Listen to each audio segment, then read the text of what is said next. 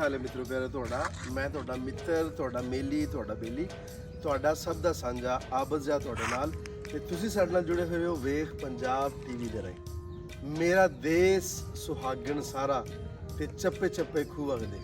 ਅੱਜ ਤੁਹਾਨੂੰ ਅਸੀਂ ਆਪਦੀ ਰੀਤ ਦੇ ਮੁਤਾਬਕ ਇੱਕ ਅਜਿਹੀ ਜਗ੍ਹਾ ਤੇ ਲੈ ਕੇ ਆਏ ਹਾਂ ਜਿੱਥੇ ਅੱਜ ਵੀ ਪੁਰਾਣੇ ਟਿੰਡਾਂ ਵਾਲੇ ਖੂਹ ਨੇ ਤੇ ਅਸੀਂ ਅੱਜ ਤੁਹਾਨੂੰ ਟਿੰਡਾਂ ਵਾਲਾ ਖੂਹ ਖਾਵਾਂਗੇ ਆਓ ਸਾਡੇ ਨਾਲ रल के देखने तो नज़ारा लेने तो टिंडा वाला खूह है की है तो किमें चलता बहुत सारे लोगों ने सिर्फ नाम सुने बहुत सारे लोगों ने दर्शन भी किए होंगे उन्होंने वेखे भी होएगा अज असी तुहानू टिंडा वाला खूह खाने आओ सर जी मित्रों प्यारे हो टिंडा वाला खूह तुहाडे रूबरू होने लगा तुसीं चलारा वेखियां ते टग्गियां नाल चलदा होया वेलना वेख्या टोका वेख्या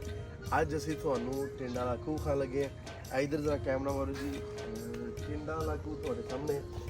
आ पुराने ज़माने च जद तरक्की नहीं सी कीती लोगों ने इन्नी जद ट्यूबवैल नहीं सी लगे हुए उदों आ टिंडा वाला खूह चलदा सी ते इहदे नाल आ हुंदा सी कि खूह दे विच जिहड़ा पानी है वो टिंडा इहदे च निकलदा सी आ जिवें तुसीं वेख रहे हो आ पानी निकलदा है इहदे चों पानी खूह दे विचों इस ट्रे दे विच आएगा इत्थों फिर अगे ज़मीन में सैराब करदा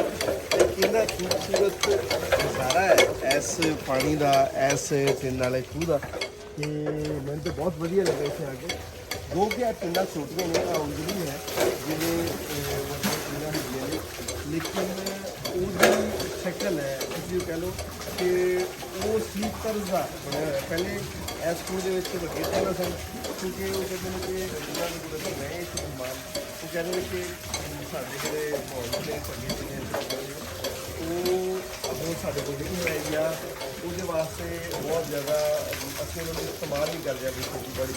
वो छड़ गए हैं हम नवी होर आ गई नवी नस्ल आ गई है पर अभी अब खूह खत्म नहीं किया खूह ऐसा नहीं किया क्योंकि बहुत सारे मित्र प्यारे इस खूह में देखने वास्ते आते हैं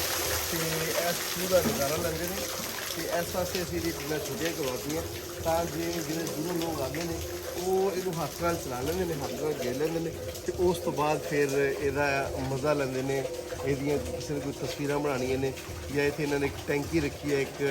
ਹੌਦੀ ਬਣਾਈ ਹੈ ਉੱਥੇ ਫਿਰ ਲੋਕ ਨਹਾਉਂਦੇ ਨੇ ਆ ਕੇ ਇਸ ਖੂਹ ਦੇ ਪਾਣੀ ਦੇ ਨਾਲ ਸਾਫ਼ ਪਾਣੀ ਹੈ ਬਹੁਤ ਬਿਹਤਰੀਨ ਪੀਣ ਵਾਲਾ ਪਾਣੀ ਹੈ ਅੱਗੇ ਅਸੀਂ ਪੀਤਾ ਵੀ ਹੈ ਤੇ ਬਹੁਤ ਜ਼ਬਰਦਸਤ ਜਿਹੜਾ ਨਜ਼ਾਰਾ ਹੈ ਉਹ ਟਿੰਡਾਂ ਵਾਲੇ ਖੂਹ ਦੇ ਨਾਲ ਹੈ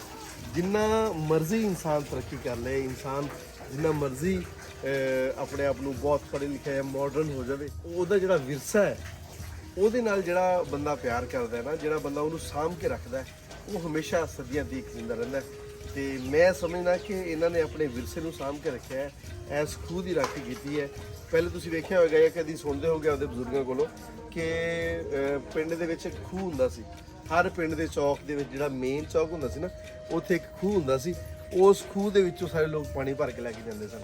ਔਰ ਕਈ ਸਾਡੇ ਬਜ਼ੁਰਗ ਕਹਿੰਦੇ ਹੁੰਦੇ ਸਨ ਕਿ ਉਦੋਂ ਪਿਆਰ ਵੀ ਤਾਂ ਹੀ ਸੀ ਬਹੁਤਾ ਕਿਉਂ ਜੇ ਇੱਕ ਖੂਹ ਦਾ ਸਾਰੇ ਪਾਣੀ ਪੀਂਦੇ ਸੀ ਪੂਰਾ ਪਿੰਡ ਇੱਕ ਖੂਹ ਦਾ ਪਾਣੀ ਪੀਂਦਾ ਸੀ ਉੱਥੋਂ ਹੀ ਪਾਣੀ ਕੱਢਣਾ ਸਭ ਨੇ ਤੇ ਉੱਥੋਂ ਹੀ ਲੈ ਕੇ ਜਾਣਾ ਤੇ ਜ਼ਮੀਨਾਂ ਨੂੰ ਸੈਰਾਬ ਕਰਨ ਵਾਸਤੇ ਇੰਜ ਦੇ ਹੀ ਖੂਹ ਹੁੰਦੇ ਸੀ ਉੱਥੇ ਹੁਣ ਤੇ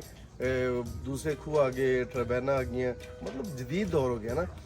ਉਹ ਖੂਹਾਂ ਦਾ ਨਜ਼ਾਰਾ ਆਪਣਾ ਹੈ ਪਰ ਜਿਹੜਾ ਸਾਡਾ ਵਿਰਸਾ ਹੈ ਜਿਵੇਂ ਪੁਰਾਣੇ ਜ਼ਮਾਨੇ ਦੇ ਵਿੱਚ ਖੇਤੀਬਾੜੀ ਕਰਦੇ ਸਨ ਅੱਛਾ ਇੱਥੇ ਦੋ ਚੀਜ਼ਾਂ ਨੇ ਇੱਕ ਤੇ ਐਵੇਂ ਕਿ ਸਾਡਾ ਵਿਰਸਾ ਹੈ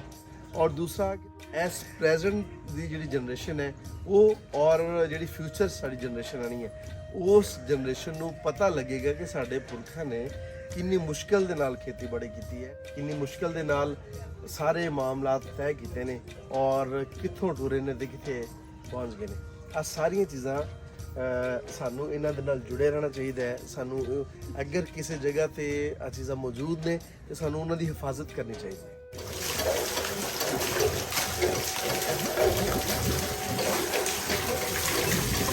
ਅਸਲ 'ਚ ਜਿਹੜੇ ਖੂਹ ਨੇ ਆ ਬਹੁਤ ਪੁਰਾਣੇ ਵੇਲੇ 'ਚ ਬਹੁਤ ਅਰਸਾ ਪਹਿਲੇ ਅੱਜ ਤੋਂ 50-60 ਸਾਲ ਪਹਿਲੇ ਜਦੋਂ ਟਿਊਬਵੈਲ ਨਹੀਂ ਸੀ ਹੁੰਦੇ ਆਮ ਜਦੋਂ ਟਰਬਾਈਨਾਂ ਨਹੀਂ ਸੀ ਉਦੋਂ ਨਹੀਂ ਇਹਦਾ ਇਸਤੇਮਾਲ ਕੀਤਾ ਜਾਂਦਾ ਸੀ ਤੇ ਹੁਣ ਬਹੁਤ ਘੱਟ ਲੋਕ ਇਹਨੂੰ ਇਸਤੇਮਾਲ ਕਰਦੇ ਨੇ ਜਿੱਥੇ ਕਿਤੇ ਟਿੰਡਾਂ ਵਾਲੇ ਖੂਹ ਹੈਗੇ ਨੇ ਉਹ ਸਿਰਫ ਹੁਣ ਖੂਬਸੂਰਤੀ ਦੇ ਬਾਇਸ ਨੇ ਕੁਝ ਲੋਕਾਂ ਨੇ ਇੱਥੇ ਦੂਸਰੇ ਬੋਰ ਚਵਾ ਲਏ ਜਾਂ ਪੀਟਰ ਇੰਜਨ ਲਗਵਾ ਕੇ ਤੇ ਫਿਰ ਟਿਊਬਵੈਲ ਲਗਵਾ ਲਏ ਕੁਝ ਲੋਕਾਂ ਨੇ ਇਸ ਆਪਣੇ ਵਿਰਸੇ ਨੂੰ ਸਾਂਭ ਕੇ ਰੱਖਿਆ ਹੈ ਖੂਬਸੂਰਤੀ ਦੇ ਤੌਰ 'ਤੇ ਤਾਂ ਜੇ ਸਾਡਾ ਵਿਰਸਾ ਜਿਹੜਾ ਹੈ ਸਾਡੇ ਪੁਰਖਾਂ ਨੇ ਕਿਵੇਂ ਜ਼ਿਮੀਂਦਾਰਾਂ ਕੀਤਾ, ਉਹਦੇ ਨਾਲ ਅਸੀਂ ਜੁੜੇ ਰਹੀਏ, ਉਹ ਸਾਡੇ ਵਾਸਤੇ ਉਹ ਯਾਦ ਹਮੇਸ਼ਾ ਰਹੇ। ਤੇ ਇਸ ਖੂਹ ਦੇ ਨਾਲ ਹੀ ਇੱਕ ਦਰਬਾਰ ਹੈ, ਦਰਬਾਰ ਚੁਪਸ਼ਾ। ਅਸੀਂ ਇਨਸ਼ਾਅੱਲਾ ਚੁਪਸ਼ਾ ਸਰਕਾਰ ਦਾ ਦਰਬਾਰ ਹੈ, ਉਹ ਵੀ ਅਸੀਂ ਤੁਹਾਨੂੰ ਉਹਦਾ ਵੀ ਦਰਸ਼ਨ ਕਰਵਾਉਂਦੇ ਹਾਂ, ਉਹਦੇ ਵੀ ਤੁਹਾਨੂੰ ਨਜ਼ਾਰਾ ਦਿੰਦੇ ਹਾਂ।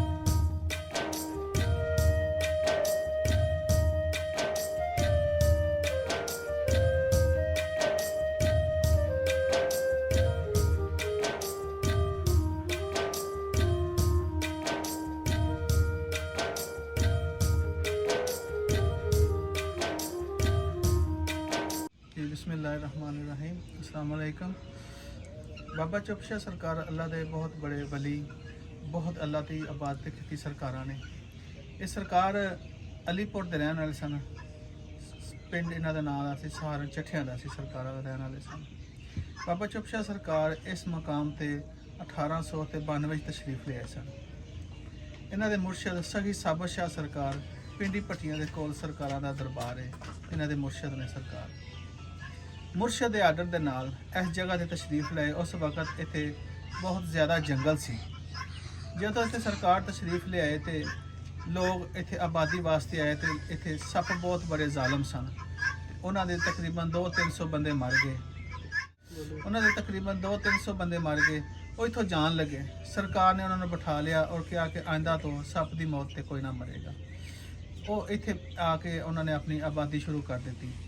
आस्ता आस्ता तकरीबन 3-4 साल बाद साडे परदादा जी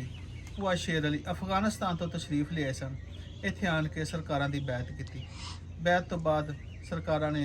साडे भूआ शेर अली सरकार की शादी करती। उस तो बाद फिर साडे दादा जी आए। दादा जी तो बाद साडे वालद साहब। उस तो बाद असीं इत्थे सरकार दे नौकर उन्हां दे झाड़ू कर सकते। लो जी, दस्सिया जे कमेंट बॉक्स में कि तुहानूं साडी अज दी वीडियो किवें लगी है। सानूं इजाजत दिओ। अपना ते अपने दा रखिया जी ढेर सारा ख्याल। मेरा प्यार, मेरिया मुहब्बतां तुहाडे सारिआं दे नाल। जिउंदे वसो ते खिड़खिड़ हसो। रब राखे।